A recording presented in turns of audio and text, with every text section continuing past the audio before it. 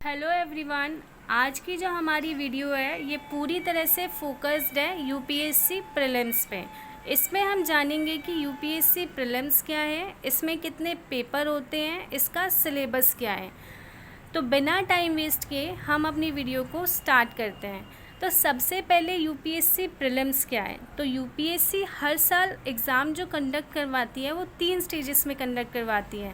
पहली स्टेज होती है प्रीलिम्स की, सेकंड स्टेज होती है मेंस की एंड थर्ड स्टेज होता है इंटरव्यू।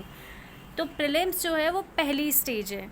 अब इसमें कितने पेपर होते हैं। तो यूपीएससी प्रीलिम्स में 2 पेपर होते हैं। एक पेपर 1 जनरल स्टडीज़ पेपर 2 जिसको सी सेट के नाम से भी जानते हैं। ठीक है, अब हम बात करते हैं यूपीएससी प्रीलिम्स सिलेबस के ऊपर। तो पहले हम जनरल स्टडीज़ पेपर 1 के सिलेबस को पढ़ेंगे।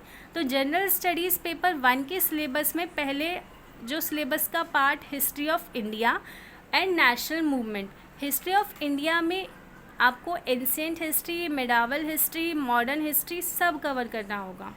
एंड नेशनल मूवमेंट जिससे आपका रिवॉल्ट ऑफ 1857 जिसको सिपाही विद्रोह के नाम से भी जाना जाता है, असहयोग आंदोलन, सविनय अवज्ञा आंदोलन, जितने भी हमारे राष्ट्रीय आंदोलन हैं वो आपको कवर करना होगा।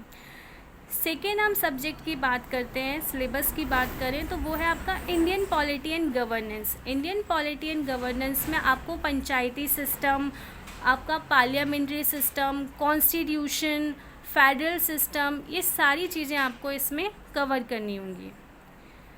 ज्योग्राफी, भूगोल, इसमें आपको इंडिया का और वर्ल्ड का दोनों का कवर करना होगा। इंडिया और वर्ल्ड का फिज़िकल, सोशल, इकोनॉमिक, ये तीनों टाइप के आपको ज्योग्राफी जो होगी वो कवर करनी होगी। नेक्स्ट आपका टॉपिक है जो सिलेबस का पार्ट है वो है economic and social development. Economic and social development में जैसे आपका सस्टेनेबल डेवलपमेंट हो गया, गरीबी से संबंधित कोई मुद्दा है, तो ये सारे आपके इसमें कवर करते हैं, वो हम आगे डिटेल में पढ़ेंगे। नेक्स्ट हमारा जो सिलेबस का पार्ट है वो है एनवायरमेंटल स्टडीज़। इसमें आपको बायोडाइवर्सिटी, चेंज इन क्लाइमेट, जितने भी इससे रिलेटेड जो करेंट इवेंट्स है वो सब भी कवर करना होगा। जनरल साइंस आपका क्लास 10 तक के आपको जनरल साइंस को भी कवर करना होगा।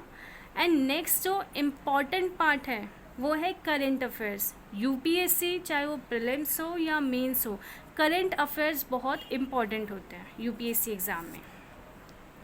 अब हम बात करते हैं पेपर 2 यानी कि सी सेट का।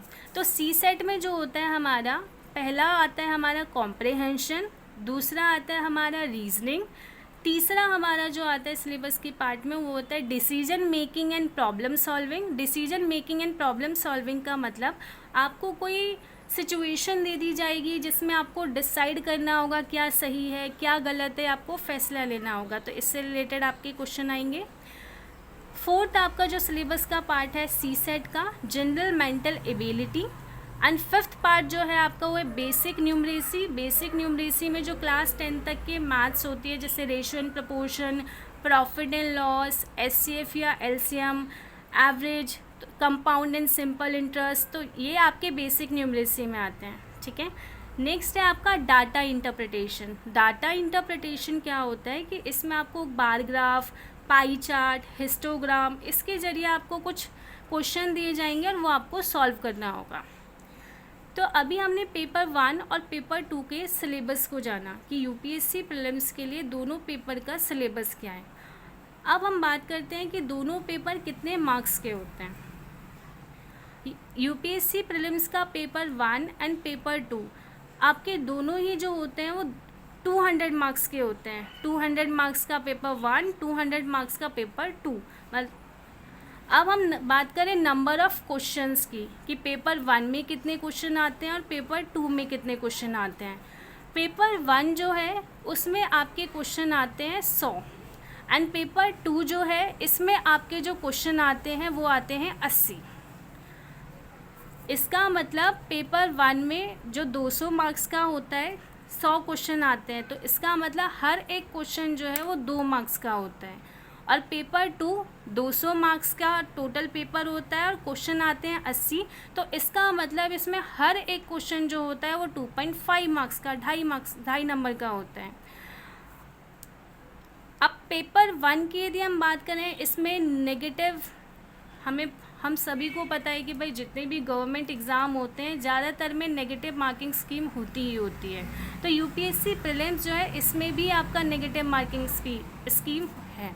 तो पेपर 1 देखो जो आपका 200 मार्क्स का होता है और इसमें हर एक क्वेश्चन जो है वो कितने मार्क्स का होता है, 2 मार्क्स का। मतलब जितने आप सही क्वेश्चन करोगे उस पर आपको 2 मार्क्स अलॉट होंगे, ठीक है। लेकिन नेगेटिव मार्किंग स्कीम क्या है कि आपने कोई भी क्वेश्चन यदि गलत करा तो उस पर आपका डिडक्ट होता है 1/3 ऑफ द मार्क्स। 1/3 का मतलब जैसे आपका जो एक क्वेश्चन है वो 2 मार्क्स का है, अब 2 मार्क्स में से यदि आप वो वाला क्वेश्चन गलत कर देते हो तो कितना आपका डिडक्ट होगा, 2 का 1/3। इसका मतलब कितना आपका डिडक्ट होगा, 0.66। यदि आपने कोई एक आंसर गलत करा तो आपका उसमें कितना मार्क्स डिडक्ट होगा, मतलब नेगेटिव मार्किंग स्कीम के अकॉर्डिंग आपका 0.66 मार्क्स डिडक्ट हो जाएगा जीएस पेपर 1 के अंदर। अब जीएस पेपर 2 की यदि हम बात करें तो इसमें भी 1/3 ही डिडक्ट होता है। तो आपका इसमें जो एक क्वेश्चन होता है वो 2.5 मार्क्स का होता है। तो 2.5 मार्क्स का 1/3 यदि हम निकालें तो वो होगा 0.83।